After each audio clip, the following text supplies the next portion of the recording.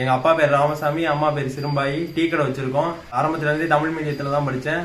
ஒரு average student தான், pass ஆயிட்டேன். அதுக்கப்புறம் டாக்டர் ஆகணும் அப்படின்னு கனவோட நீட் எழுதி பார்த்தேன். ஃபர்ஸ்ட் டைம் நீட் எழுதும் போது அந்த அளவுக்கு மார்க் இல்லை. அதனால திரும்பவும் அம்மா அப்பா வந்து நல்லா சப்போர்ட் பண்ணி படி அப்படின்னு சொன்னாங்க. அதனால ஒரு தனியார் கோச்சிங் சென்டருக்கு போயிட்டு அங்க நல்லா கோச்சிங் தந்தாங்க. கோச்சிங் எடுத்துக்கிட்டு எழுதினேன். அப்பயும் மார்க் பத்தலன்னு இன்னொரு தடவை திரும்ப எழுதினேன். அப்பதான் 627 மார்க் வாங்கி இப்ப தமிழ்நாட்டிலேயே 7.5% இடஒதுக்கீட்டுல 15வது ரேங்க் வந்திருக்கேன். அதுக்கு பேரண்ட், டீச்சர்ஸ் எல்லாத்துக்கும் ரொம்ப நன்றி.